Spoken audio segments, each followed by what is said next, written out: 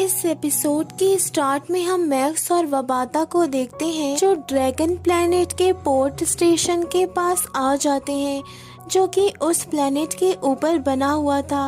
अब हम वबाता को देखते हैं जो मैक्स से कहती है कि ड्रैगन प्लैनेट के साथ साथ और भी प्लैनेट हैं और ये सभी मिलकर हाई लॉन्ग शेंग किंगडम कहलाते हैं और ड्रैगन प्लैनेट हाई लॉन्ग शेंग किंगडम का एक इम्पोर्टेंट पार्ट है और ये प्लैनेट बहुत ज़्यादा लग्जरियस है और जिससे यहाँ पर बहुत अमीर लोग रहते हैं। फिर वो कहती है कि अर्थ एक फार्मिंग प्लैनेट है जिसमें मॉन्स्टर्स को पाला जाता है। इसके बाद हम मैक्स को देखते हैं जो कहता है कि अर्थ भी काफ़ी मॉन्स्टर्स से डील कर चुका है, इसलिए वो फ्यूचर में डेवलप करके इस प्लैनेट की तरह बन जाएगा। इस पर वबाता मैक्स से कहती है कि तुम्हें थोड़ा ऊंचा सोचना चाहिए क्योंकि तुम्हारे मास्टर हुई यान नोबल इमॉर्टल थे जिसके सामने ये ड्रैगन प्लैनेट कुछ भी नहीं था।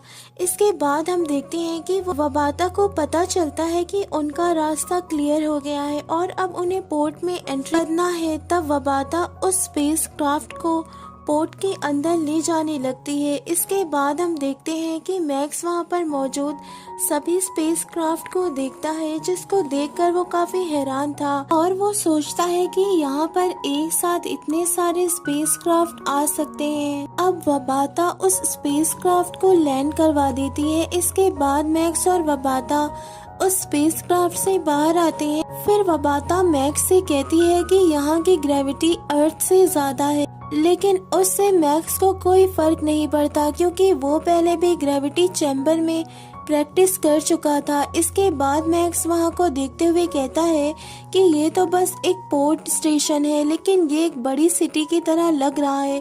तभी हम देखते हैं कि वहाँ पार्किंग एम्प्लॉय आ जाता है और वो मैक्स को वेलकम करता है, लेकिन मैक्स को उसकी लैंग्वेज समझ में नहीं आती। मैक्स की रिस्ट डिवाइस उसकी लैंग्वेज को ट्रांसलेट कर देती है और इसके बाद वबाता मैक्स से कहती है कि अभी तो तुम इस डिवाइस से काम चला सकते हो लेकिन आगे चलकर तुम्हें भी कॉस्मिक लैंग्वेज को सीखना होगा। अब हम उस पार्किंग एम्प्लॉय को देखते हैं जो मैक्स से कहता है कि आपका हाई लॉन्ग शेंग X-81 प्लेन यहाँ पर पार्क हो सकता है, लेकिन इसके लिए आपको हर साल 600 हाई लॉन्ग शेंग कॉइन्स देने होंगे। जिसको सुनकर मैक्स वबाता से कहता है कि ये तो पैसे मांग रहा है और मेरे पास तो ऐसी कोई करेंसी नहीं है। इसके बाद वबाता कहती है कि तुम्हें फिक्र करने की जरूरत नहीं है क्योंकि मेरे पास पैसे हैं।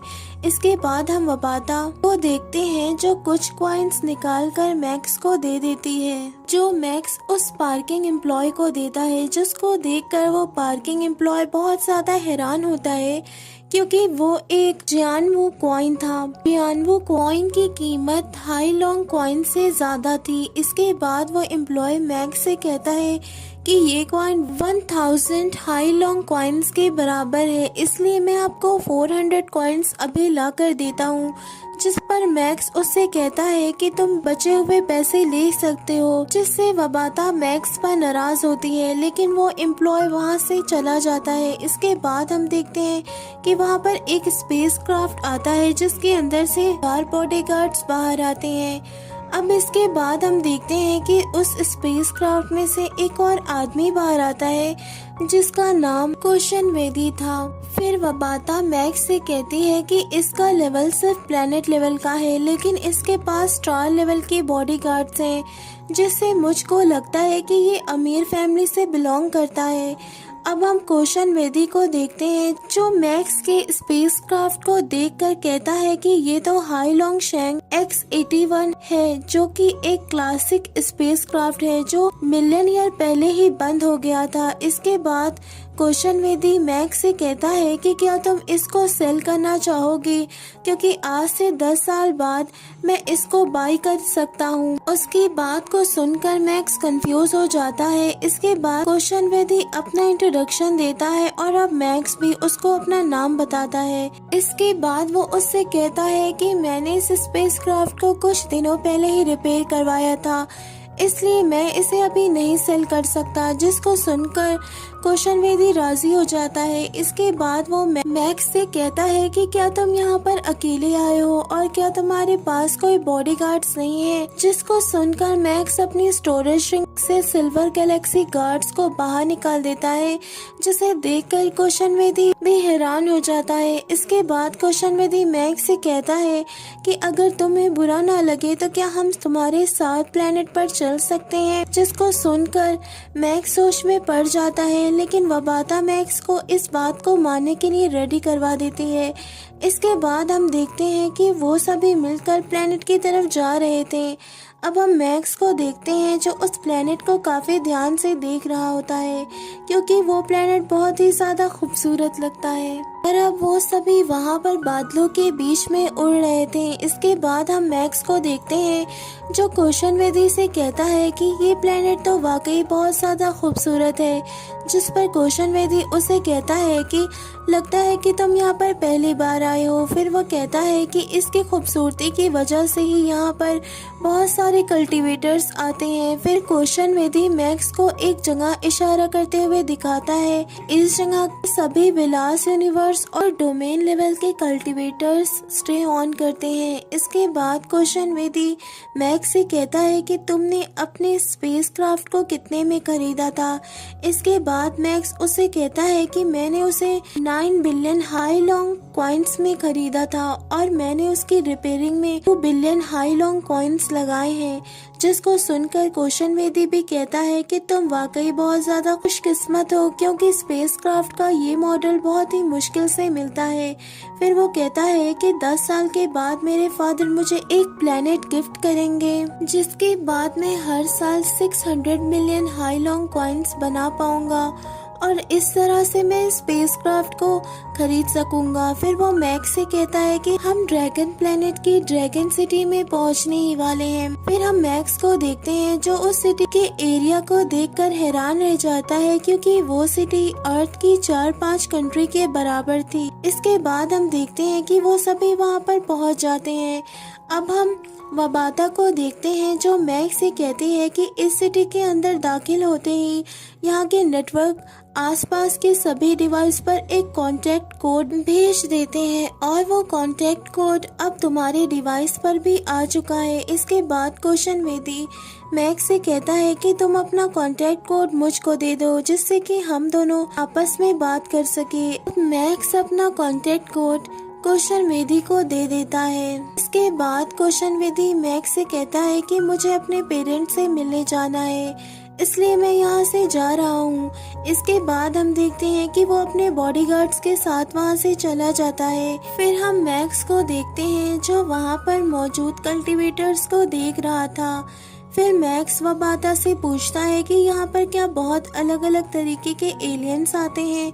जिस पर वबाता उससे कहती है कि हाँ, लेकिन इस प्लेनेट पर ह्यूमन स्पेशीज के लोगों को ज्यादा प्रेफरेंस दी जाती है। इसके बाद हम देखते हैं कि मैक्स अपनी डेस्टिनेशन पर पहुंच जाता है, जो कि हाई लॉन्ग किंगडम का एडमिनिस्ट्रेशन ऑफिस था।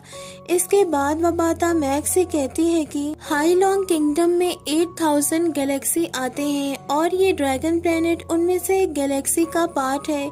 इसके बाद मैक्स उस एडमिनिस्ट्रेशन ऑफिस के अंदर चला जाता है, जिसके बाद हम एक रिसेप्शनिस्ट को देखते हैं जो मैक्स से कहती है कि क्या आपको हाई लॉन्ग किंगडम की सिटीजनशिप चाहिए। जिस पर मैक्स उससे कहता है कि हाँ। इसके बाद वो रिसेप्शनिस्ट मैक्स से पूछती है कि आप यहाँ से पहले किसी और जगह के सिटीजन रहे हैं। जिस पर मैक्स कहता है कि नहीं। इसके बाद हम देखते हैं कि वो रिसेप्शनिस्ट मैक्स को एक डिवाइस देती है, जिसको लेकर मैक्स उसे अपने हाथों में पहन लेता है और उसको ऑन कर लेता है, जिससे रिसेप्शनिस्ट को पता चल जाता है कि मैक्स इससे पहले किसी और जगह का सिटीजन नहीं था। इसके बाद वो मैक्स से कहती है कि आप यहाँ के सिटीजन बन सकते हैं, लेकिन आपको यहाँ पर 50 हाई लॉन्ग कॉइन्स देने होंगे। इसके बाद मैक्स उसको जियानवो कॉइन्स दे देता है, जिसको देखकर रिसेप्शनिस्ट काफी हैरान होती है। इसके बाद हम देखते हैं कि वो रिसेप्शनिस्ट मैक्स को सिटीजनशिप कार्ड दे देती है। अब हम मैक्स को देखते हैं जिससे वबाता कहती है कि अब हमें वर्चुअल यूनिवर्स कंपनी में जाना होगा ताकि वहाँ पर हम अपना अकाउंट खुलवा सकें और एक इंडक्शन कॉन्शियसनेस हेलमेट को बाई कर सकें, क्योंकि उसके बिना इस यूनिवर्स में ट्रेवल करने से तुम्हें मुश्किलों का सामना करना पड़ेगा। जिसको सुनकर मैक्स वबाता से पूछता है कि आखिर ऐसा क्यों, क्या वो कंपनी बहुत ज्यादा पावरफुल है।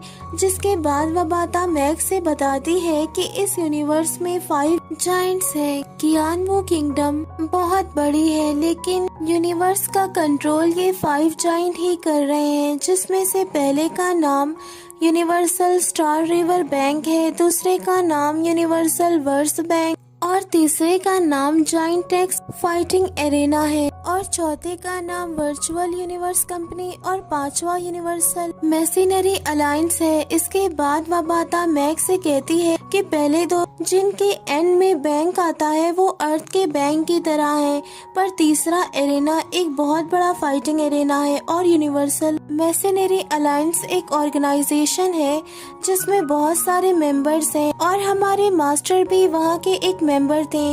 ये सुनकर मैक्स कहता है कि तो मैसिनरी अलायंस की पावर बहुत ज्यादा शानदार होगी। इसके बाद वबाता मैक्स से कहती है कि वर्चुअल यूनिवर्स कंपनी के पास पावर्स इसलिए हैं क्योंकि उन्होंने एक वर्चुअल वर्ल्ड को क्रिएट कर रखा है जहाँ पर लोग वर्चुअल तरीके से मिलकर अपने काम को करते हैं। इसके बाद हम देखते हैं कि वबाता मैक्स को उस जगह ले जाने लगती है और इसी के साथ हमारा ये एपिसोड यहीं पर एंड हो जाता है। Thanks for watching this video.